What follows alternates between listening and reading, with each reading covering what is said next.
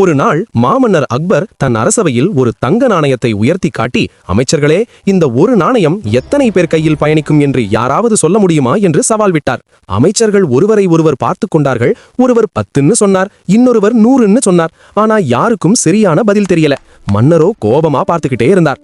அப்போது பீர்பால் அமைதியாக எழுந்து புன்னகையோடு முன்னே வந்தார். மன்னா, நான் வார்த்தையால் சொல்ல மாட்டேன், நிரூபிச்சு காட்டுகிறேன்.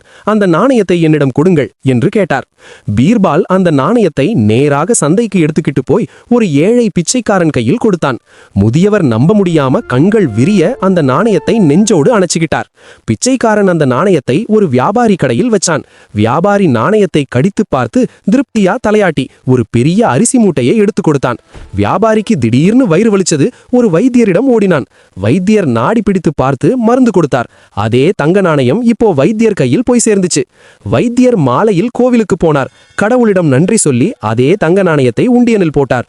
மணி ஒலி எழுந்தது. நாணயம் இப்போ கடவுள் கையில். கோவில் பூசாரி அன்று மாலை ஏழைகளுக்கு தானம் கொடுக்கும்போது அதே தங்க நாணயத்தை அதே பிச்சைக்காரனுக்கு கொடுத்தார். பிச்சைக்காரன் அதை பார்த்தான். நம்ப முடியல. கண்களில் கண்ணீர் வழிந்தது. மறுநாள் காலை சபையில் பீர்பால் அந்த நாணயத்தை உயர்த்தி காட்டினான். மன்னா, இது பிச்சைக்காரன் கையில் போச்சு, வியாபாரி கையில் போச்சு, வைத்தியர் கையில் போச்சு, கோவிலுக்கு போச்சு, ஆனா திரும்பி வந்துடுச்சு. அக்பர் மகிழ்ச்சியோடு சிரிச்சார். பீர்பால் சொன்னான், மன்னா, பணம் யாருக்கும் சொந்தமில்லை, அது ஓடிக்கொண்டே இருக்கும், பிடிச்சு வைச்சா நிற்காது என்பதே இந்த கதையின் நீதி. இந்த கதை உங்களுக்கு பிடிச்சிருந்தா ஒரு லைக் போடுங்க. உங்க கருத்தை கமெண்ட்ல சொல்லுங்க. மீண்டும் ஒரு கதையோட சீக்கிரம் சந்திப்போம். நன்றி.